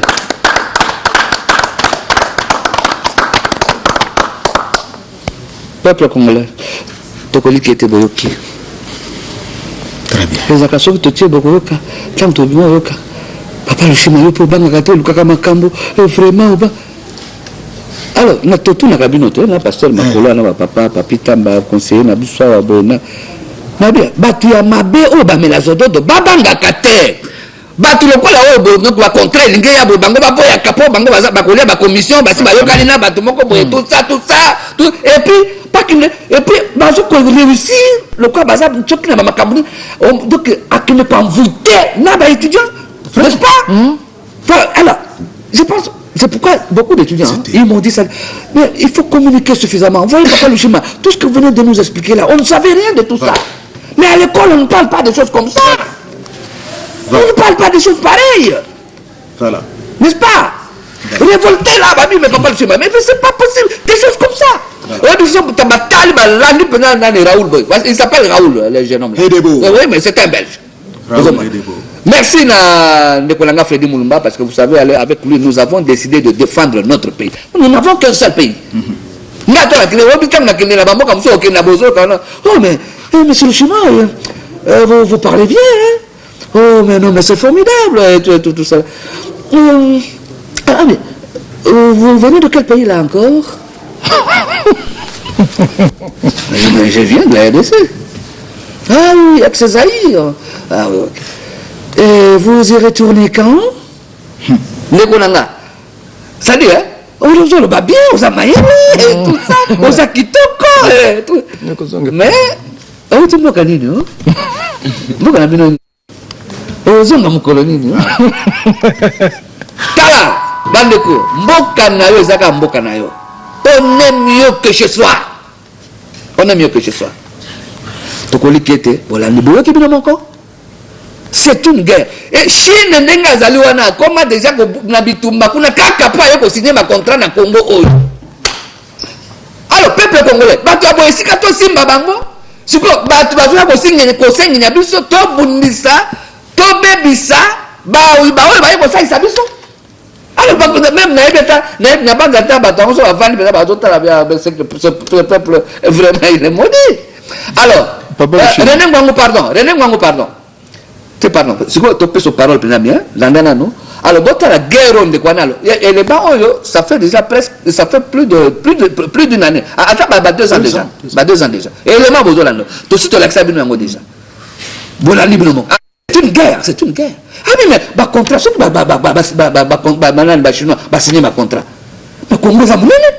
mais bitambo minene ezali babashino basali banzela batuza bamosusu bakoki koya osala mpe makambo mosusu mpo na nini kaka balingi nanu balingi kaka to bachinois bamona keno ya sécurité bakanga bisaka bakenda sikoyo epuis bango mpe mpo baya sikoyo bakosala kasi bozalaki na bachinois te alors bomoni mpasi nini tokozala nango wana basi bapille bamagasin nyonso ezalaki ya babiloko bachinois banzela batimola yango batumba bapine mpo babebisa banzela banini tout ça alors bandeko botala ndenge premier ministre atambolaki papa Boshab non papa Lushi mayaka tosionaki na bandeko mosusu baserge banani tout ça bapanisango tokende totamboli na bisika bapiyaki tout ça ti na ngaba et tout ti na barumbu esika bachinois oyo bapiyaki bamagasin na bango basangani tokuti bango bamosusu bazonguluma mpenza azolala baseleloko akosala eza te mosusu na mawa mpenza bavandi na bitoko na bango babalali mawa mingi mais ndeko Boshab akendeki vraiment calmer bango consoler bango tout ça vraiment c'est un peu ça ezali pasi mingi bandeko bolanda bino moko René Ngwangu zoa belema wana misatu elanda. Kinshasa a de nouveau connu les pillages de triste mémoire qui ont laminé les tissus économiques en lambeaux vers les années 90. Le chef du gouvernement, Matata Ponyo Mapon, est descendu dans les points chauds de la ville où ont lieu les incidents. À l'université de Kinshasa, ce temple du savoir, cette colline tant inspirée, a été l'épicentre des émeutes. Le Premier ministre a regretté le fait que les étudiants n'ont pas su préserver leur patrimoine. À la maison communale de Ngaba, tout est réduit en cendres. Les documents administratifs, les mobiliers et autres ordinateurs ont volé en fumée. Alors que des efforts sont fournis pour doter le pays de bus de transport en commun dignes de grandes métropoles du monde, bus du reste acquis avec la contribution de tous les Congolais, certains d'entre eux sont pris à ce bus, même quand ils transportaient les enfants. Des expatriés, pour la plupart chinois, qui ont choisi le Congo comme seconde patrie et surtout pour l'amélioration du climat des affaires, ont vu leurs magasins pillés. L'amalgame et la confusion ont été les principales motivations de ces pilleurs. Même les lieux de culte ont été profanés, comme ici à l'église du pasteur Barouti. Quand on franchit les lits du sacré, que reste-t-il encore des gens en tant que citoyens? Il n'est pas question que de revendications sur le plan des idées trouvent leur exutoire dans la destruction des infrastructures que le gouvernement consent d'énormes sacrifices pour remettre en place, réhabiliter ou construire.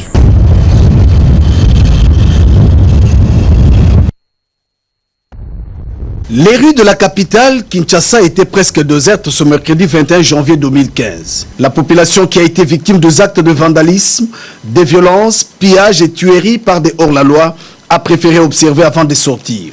C'est pour donner des assurances, des mesures prises par le gouvernement congolais pour sécuriser la ville-province de Kinshasa que le vice-premier ministre, ministre de l'Intérieur et Sécurité, Évariste Boshab, a fait la ronde de certaines communes de la capitale pour évaluer les dégâts causés par les incidents du lundi et mardi dernier. Première escale, la commune de Lemba. Le vice-premier ministre, ministre de l'Intérieur et Sécurité, Évariste Boshab, est accueilli par le bourgmestre Toussaint Kapoukou qui fait un état des lieux de ces incidents avant de préciser qu'il est vivant. À Lemba Terminus, 12 Chinois vivaient dans cet immeuble. Un immeuble construit par un Congolais mis en location pour les activités commerciales de Chinois. Le témoignage d'une compatriote résidant à Lemba et qui a vécu la scène signale que des jeunes venus de Makala et Mombele ont tout pillé à leur passage. Que le marchand, qui ne savent pas à quel sens se vouer, mais jure que sur la reprise de leurs activités dans un contexte plus sécurisé. Contre de Salemi Awa, parce que la population de comme une yoko la mabiso mogote, comme mabilo kwa batu ko ça bien ko la biso moko na mboka.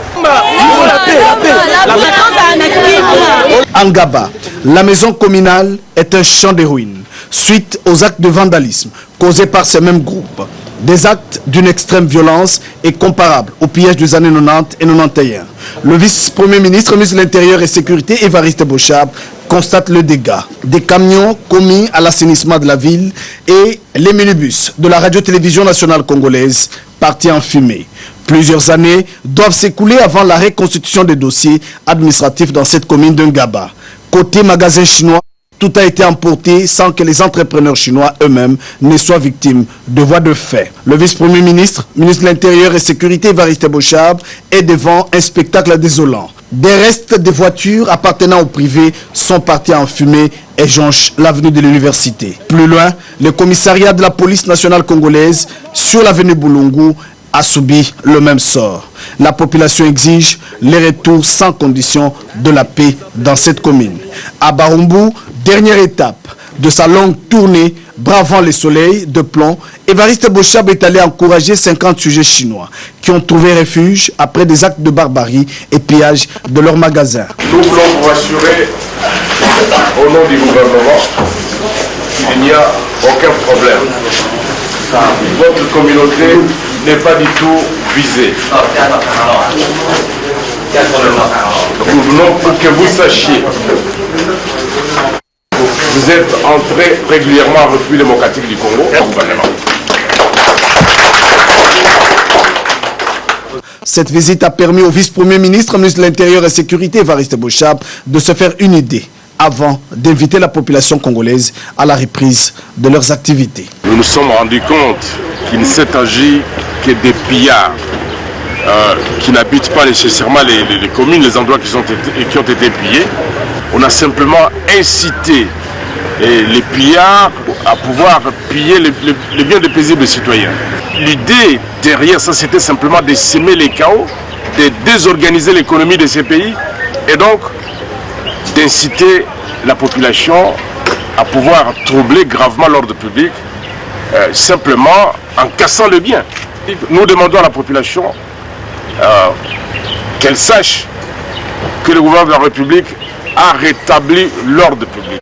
Chacun peut vaguer librement à ses occupations. Il n'y a pas à craindre quoi que ce soit. Je suis Kinshasa, j'aime la paix. Je suis Kinshasa, Naboyi pillage. C'est en ces termes que le gouverneur de la ville-province de Kinshasa, André Kimbuta Yango, aussitôt rentré au pays, s'est adressé à une foule de la population quinoise venue des communes de Lingwala, Barumbu et Kinshasa, au rond-point des Huileries devant les bourgmestres de 24 communes, le membre de l'exécutif provincial et quelques responsables du secteur de l'enseignement primaire, secondaire et professionnel. D'entrée des jeux, le gouverneur André Kimbuta Yango a remercié Dieu Tout-Puissant, le maître des temps et des circonstances qui recommande aux êtres humains l'amour du prochain. La bande blanche sur la tête constitue le symbole de deuil de compatriotes qui ont trouvé la mort à la suite des événements de lundi et mardi, dira-t-il à l'assistance. C'est ainsi que l'exécutif provincial s'empresse de présenter des condoléances aux familles des victimes. Il promet en même temps de prendre en charge des obsèques. Il a à cet effet indiqué que le sang des Quinois ne va plus jamais couler à cause des politiciens. Selon lui, ces derniers influencent les Quinois juste pour troubler l'ordre et favoriser la destruction de biens publics. André Kimbuta Yango les invite plutôt au dialogue et à la réflexion que le pouvoir est une émanation des urnes, un nom du pillage ou l'utilisation abusive des Quinois. À cette occasion, le numéro 1 de la ville-province de Kinshasa a appelé les uns et les autres à la reprise des activités et à l'ouverture des magasins, des écoles et d'autres officines. Les motards, a-t-il poursuivi, doivent continuer à travailler normalement, mais en dénonçant les ennemis de la population. C'est le cas par exemple des 4 bus de l'État endommagés et des 30 magasins pillés par la population, chose qui entraîne en conséquence le chômage. Pour terminer, il a évoqué les problèmes de la loi électorale relative au découpage des provinces de 11 à 26 provinces prévues dans la Constitution depuis la décentralisation du pays pendant la Deuxième République. Moi je dis NON. Le sang ne peut plus couler à Kinshasa. Nous voulons plus de ces blessés, de ces morts, de ces magasins pillés dans la ville de Kinshasa. Ndeko papi tamba. Il veut pas le schéma. Namono za makamba kolopa. Malabombo kayonde konanga. Mingi ese elobami awa papa Lushima na nyonso oyo elobami congolais nyonso je pense oyo aza na bolingo ya mboka na ye oyo nyonso aza na posa ya mboka e avancé esika nyonso azali je pense qu'akoze senti interpellé na makambo oyo tu oleka ngai nalingi nazongela na nga kaka aspect moko aspect na zongela ezali aspect ya ba discours ya ba politicien na makambo mosusu oyo bazoloba na kosenga na bandeko na biso to réfléchir froidement to kende malembe ba discours ématisaki moi prétention et que peuple poto yoki yango avant ekoma makambo to ba pillage bo telema bo bengana mukondia mboka. Papa Chima, réfléchissons froidement. Tokotala eloko o ezo faire avancer mboka na biso na o eko faire reculer mboka na biso. C'est quoi la réalité de notre pays? Réalité mboka na biso ezali ete pour ozala président, il faut pas poner par la voie de quoi? Des élections. Ceux qui au long président na voie à irnete directement to engagé mboka eloko nini transition. C'est ça. Ceux qui ont engagé mboka na eloko ba bengi transition. Bobi mbo bobukaki institution président de la République bobuki yango. Bobi botie mutu mususu mais mutu ngo akura pe ko diriger malamu te pona nini. Bobi ke botika parlement.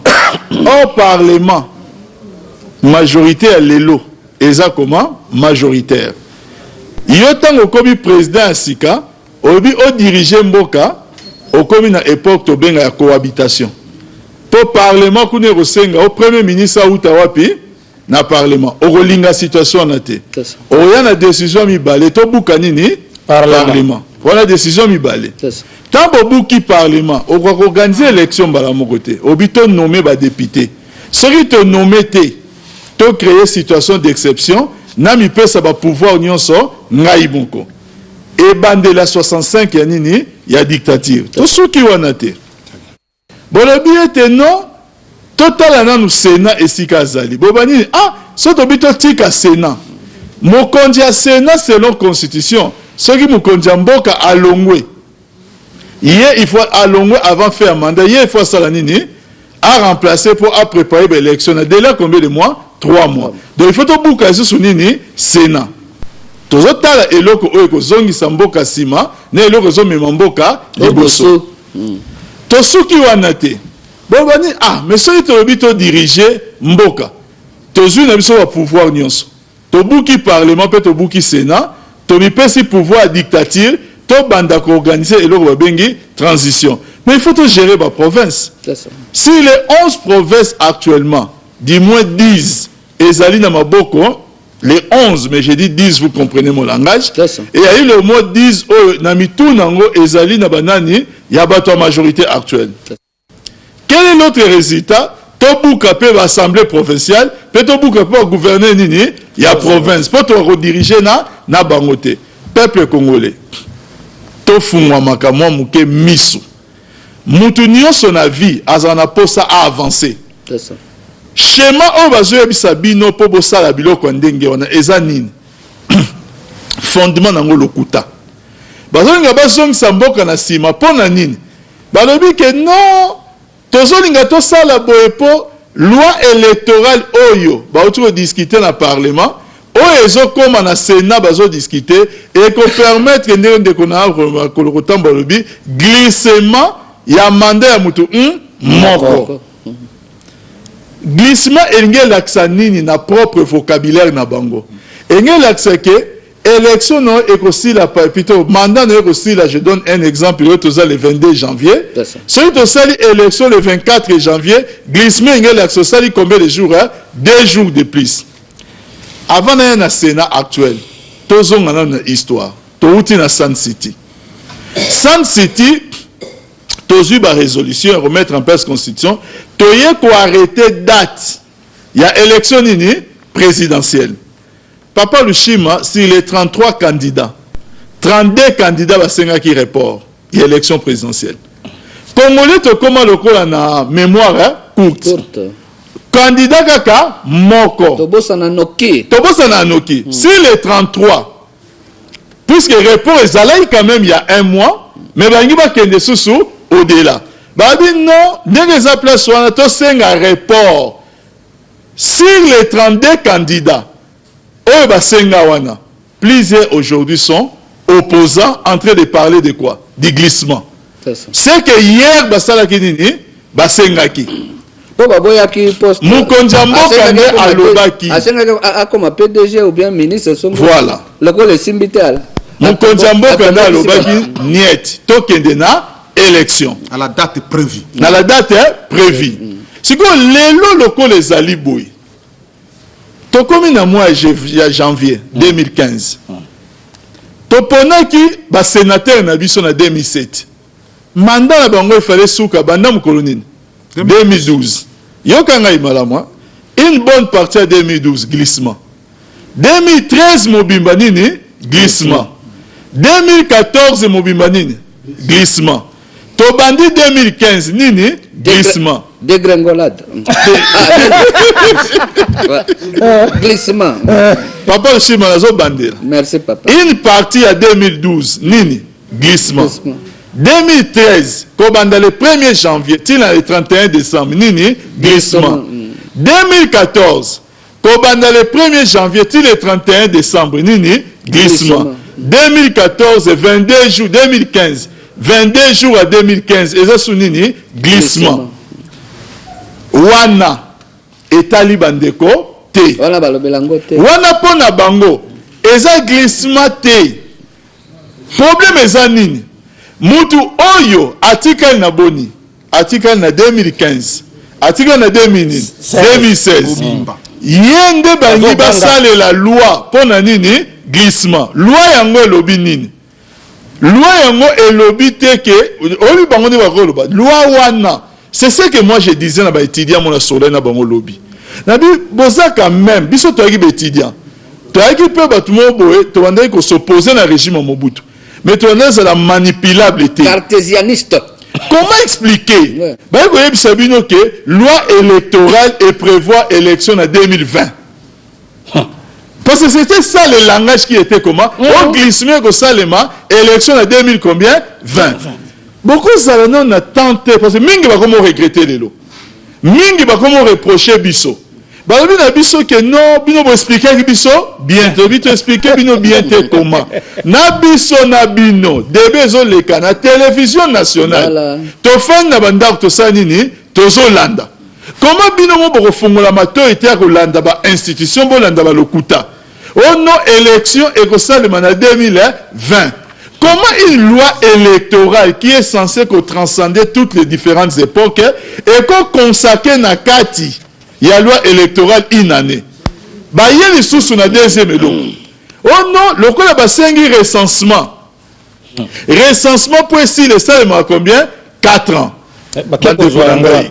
d'abord basu yango wapi mais deuxièmement quel est cet élément pertinent et indicateur oyo ekoki ko permettre na un intellectuel to na mutu nyonso aloba ke recensement ezalaka au service d'une élection dans ce cas de figure bamboka oyo ezala ba France ti lelo oka ane moko boye bana bakoli basali nini recensement bayebisa ngai basalaka yango après plusieurs années un jour pour la élection recensement ezo couvrir plusieurs matière électorale n'est qu'une partie ya eloko babengi nini recensement et yemoko papa na biso Lumano il a été clair avec le secrétaire général Bochap ba démontrer et pas ba sénateur balobi na bango ke makambo recensement o wazoloba ezali conditionné te donc élection eza conditionné te na le problème est ailleurs le problème ya ba siko te tala lokuta siko ezali wapi toyebi ete lelo makambo oyo bazo sala ya kobongisa loi électorale ezo senga ete élection locale oyo bato balingaki baboya na 2006 2007 élection locale oyo bato bevitaki na 2011 babi esala nini ezonga or tozonga mpe tobanda na yango or élection locale engelakisa nini engelakisa kombo parti na bino PPRD na district tel na commune tel nani candidat na bino po bozala na candidat il faut ozala eloko babengi nini base il faut partir et réponse qu'on a définition ya loi ya baparti oyo lobi ke il faut ozala na représentation ezala na sur le plan national zwela ngai parti ya ndeko na biso Martin Fayulu oyo babengi ECD nalingaka kolobela mingi mboka papa na ngai parti yango mpe kutu Quand ndenge lobi bonde na yebia on a te ya zo ba no komba mboka papa na ngai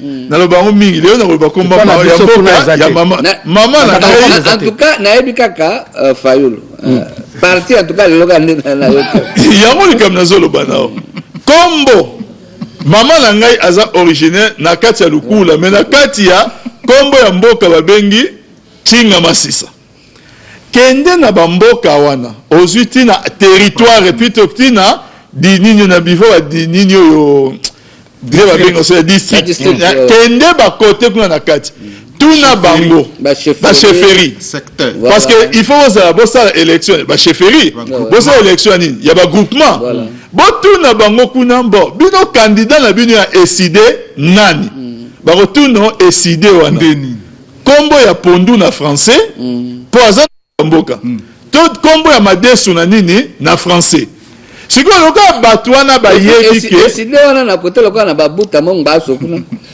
bako baba SID bombama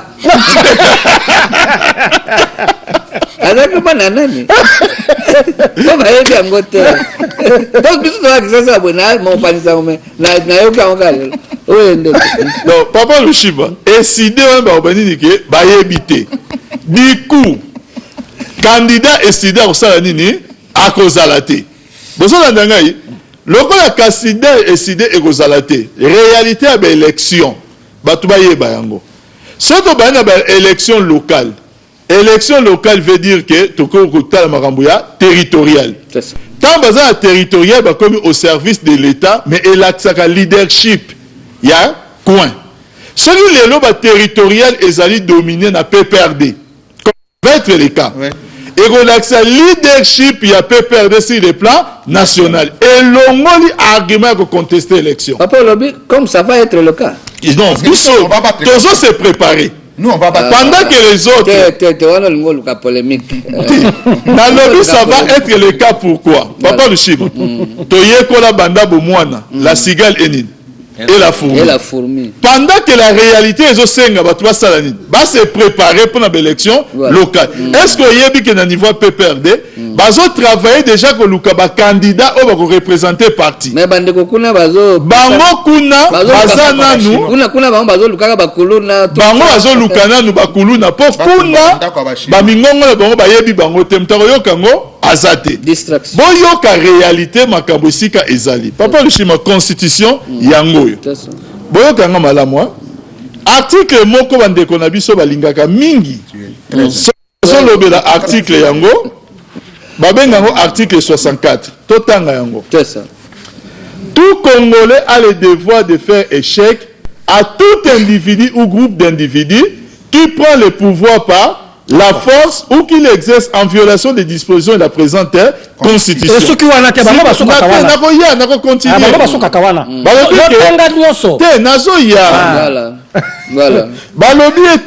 tout Congolais a le devoir de faire échec à qui? À tout individu ou groupe de qui? D'individus. Qui prend le pouvoir par quoi? Par la force. La force ou qu'il exerce en violation des dispositions de la présente constitution. Prendre le pouvoir par la force elingi lakisa nini. Voilà.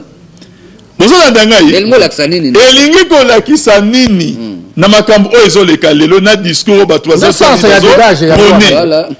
dango yango wana. Lelo nous avons un pouvoir légal comment légitime. Tozana ibandeli 2015. Bona ndanga malamu. On amène au Parlement le débat une loi pour ébonguer sur l'association électorale Yamboka.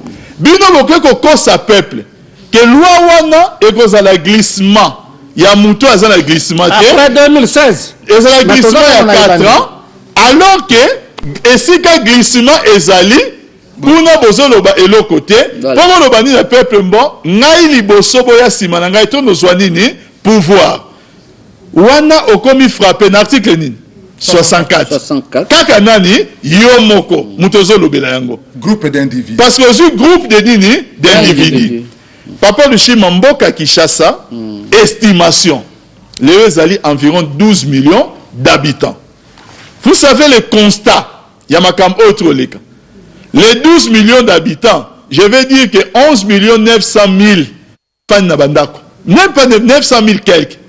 bafane mandako une façon de dire que makambo wana tobangi policier akanisa ke biso pe tokokana kuluna tofandi wapi na bandako soki kuluna te banga babima babi tokei musala loka lelo bani kokei musala balandi makambo wana te so bakuluna oyo bagroupaki bapille bango nde babengaka groupe de nini d'individus bozwi bagroupiskile bomei kopesa mwa boye boyi kopesa mwa boye ale bagroupiskile wana bosali groupe de po bosala bozwa nini pouvoir et puis papa cour constitutionnel papa soko ozwi bakuluna onapelenge eloko moko mpo na kala koko na nga moko ancien combattant yala uso osala ka individu oyo bango bazwaka bakuluna nde baindividu yala ezoloba boye ke cour constitutionnel nayebi te ndenge ezowumela mais oyo na niveau ya la Cour suprême de justice, il y a une chambre qui peut se saisir de ce genre de matière. Il faut que Namboka on a gravité à acte opposé. Parce que cela s'appelle comment? Il y a on a commis la place dans la deuxième alinéa. La nanga bien siko. Deuxième alinéa le binin. Oh bango balinga ko. Deuxième alinéa l'article 64. Toute tentative de renversement du régime constitutionnel. Voilà. Comme ça a été le cas, constitue une infraction comment?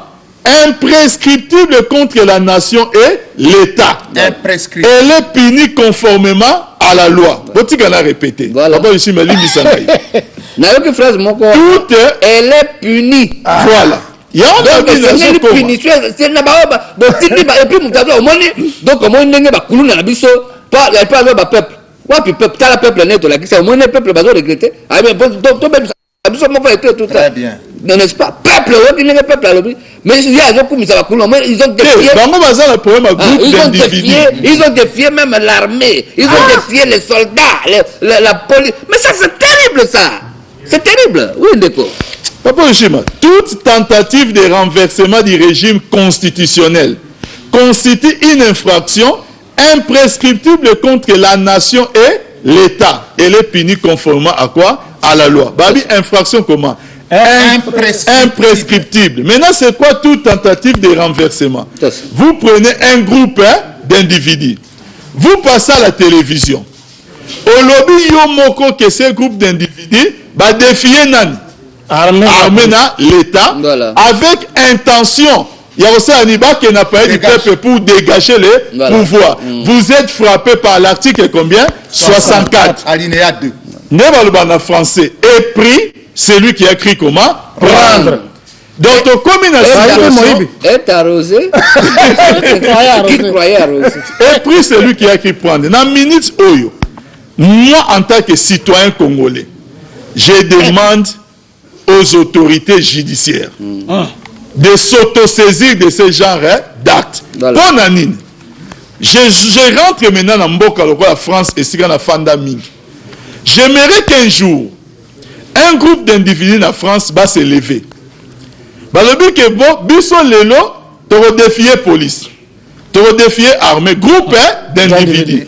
Mais tozo kende, na parlement français, vous avez un invalide, tu qu'on soit nini pouvoir. Pour tout empêcher l'adoption nini, il y a loi. Et si ka oyo kaka bakozwe la makanisi wana, bakomi comme na métro T. Non pas seulement qu'ils seront encerclés, mais ils seront jugés sévèrement. Alors vraiment sévèrement. Si nous voulons impulser une autre mentalité dans le Canabiso, notre contribution, comme l'a dit mon frère Révent au Tambola, ça doit être pour faire avancer un pays. Or, tentative, il y a un groupe d'individus. Quelles sont les conséquences? Les conséquences est que, premièrement, ceux qui vont rester dans notre groupe d'individus, plus de présidence de la République, plus de parlement, plus de sénat, plus de gouverneurs de provinces, plus d'assemblée provinciale, le pays est comme géré dans Moutoubouni, Moko, qui va s'octroyer tous les pouvoirs. Mobutu l'a fait de 65 à 67. L'expérience a prouvé que tout dictateur a eu pouvoir de cette manière. S'ils ont arrivé un jour à remettre en place les textes a été calqués sur mesure. Ça a fait reculer quoi? Les pays. Maintenant, comment nous, Congolais, bande konanga étudiants, Parce que j'ai parlé avec vous hier. Il y a moi ainsi qu'on a une minute, on a tout dans binomoko. Et certains parmi eux sont des juristes. On a solé qui n'a pas il y a on a tout bino. Est-ce que vous mesurez les conséquences en tant que juriste que lorsque est prospéré, c'est la chute de toutes les institutions et l'installation des régimes communs d'exception.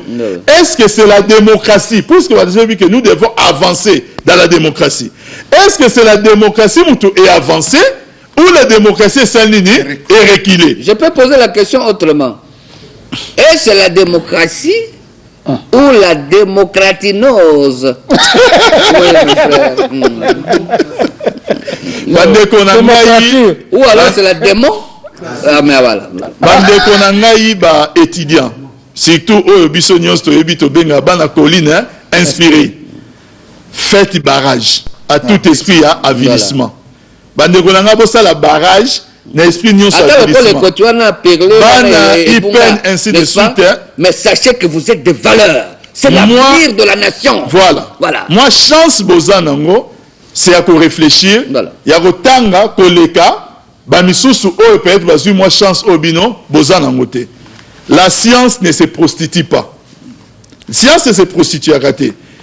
Tout ce que nous sommes en train de dire, où des conséquences sont réelles. Les conséquences sont réelles si nous devons procéder à biloko ya nengewana. Nous ne nazo sou qui sa place sur la route dans zoya. Wana lobino bandeko na ngai o na biba étudiant parce que j'aime beaucoup la jeunesse étudiant na solana bango mingi. Parce que mingi tant sola ki lobi ba lamuki na pongi. Il faut comprendre que wana c'est pas politicien bandolo. Ba lamuka ki na pongi. Sikoyo bandeko na biso ba misusu oyo ba moni ke ba se livrer na ba acte ya pillage mais eloko sala inga passe kuluna alobi on a besoin de un témoignage. Kuluna a dit que Bozela Yambalo Kuluna et Zongi Siko en force. Habite Zongi. Boyebi lorsque Kuluna ba Evraka. Avec arme à feu. Namakambu nyonso oyo to décria na ka. Kuluna yeba so étiquette politique té. Tant bo la musi susu Kuluna oyo silaki. Bozo kanseke akosala Kuluna kaka na muta majorité. Borasi osala Kuluna kaka. Je vais vous dire que botambola na ba tribunaux bo recenser ba plainte ya ba nanyo ya ba contre Kuluna. Nangaite ngayo Kuluna ba meka. Botuna na bandal, botuna lepi nangal to na yesa. Ba mama na biso bandal ba yesa bimo. Na sota pena ba yaka ba mela bag ba tout ça. C'est quoi na utu ko tala mwasi nanga utu ko bota. Na utu la maternité na zonga batel ngabi de bota ngali banda na tout ça. Ya ba ko nini soki baye ba ngaba no la bangala ampulo ya sima kuna côté ya tunnel ba teta yango po ba la calme po ba ngi molili ba ngi molili lo ka bangungi n'est-ce pas? Alors abi bon OK botuna papa edingwe na ni Jean-Paul Ngambe ba yesa bino bana matete botuna tona sala pe moi. Bon, on va moto comme tanga mingi tout ça ba recherche yango moni libumo ça le quoi moi tout ça mais c'est comme que okutana ngo na sota kuna ba tout ça ba tout ça kati la tout ça ba ningi si moi mkelo le moi tout ça ba mama papa monsieur papa tika kaka papa na ta na me metina bon que nous na la maison communale ya Bandal ba ko beta une histoire wende très bien. Kuluna atalaka elongi bato mabe bana ko bangisa bato mana non il y a autre bana ko bangisa bana nzambe te wana osalimate c'est quoi ça boyeba ke Kuluna ayeba ke elongi ya mutute bato nyonso oyo bazala ba victime ya Kuluna bazali ba citoyen bazali ba membre à parti politique te bazali bato lokola bino bato lokola biso lorsque vous avez affaire na mutu na bato bazui mama azana zemi azona robota ba papi na mobali na machette bazui mama ba papi machette na libumu so ina posa bimisa mwana na yebite sikoyo batu ya ndenge wana po bozali na eni na mutu moko bongi bo bimisa bango bakulu na boyeba yango ke le général Faustin Kanyama bazalaki en plein bazo préparer opération nini Likofi 3. OK. On vous traquer jusque Nasuka. Bon kanisa te que autorité à l'état et kozala bafoué pour batu musu ba eko la musabino. Toyebi ke bozu minduki. Toyebi ke bozu bazu ba tenir ba policier. Mais l'état aura toujours raison sur les Kuluna. Et population bon moni Kuluna abangi abanda bo sala nini. Les services à police et ça pour la majorité et ça pour la sécurité ba kinois nyonso. Bon dénoncer bango. OK. Pour na site yo bomoko ya mboka nazangi maloba oloba mais nazo senti na motema nanga keza site moko yo kende musika ya on a pamboli visionnaire nango pe na pamboli ba collaborateur nyonso nzamba pesa bino ba makoki place bozai ko suka nzamba mema bino likolo nzamba mema bino vraiment likolo nzamba baksela bino ya mingi ngalo kwa prophète na pamboli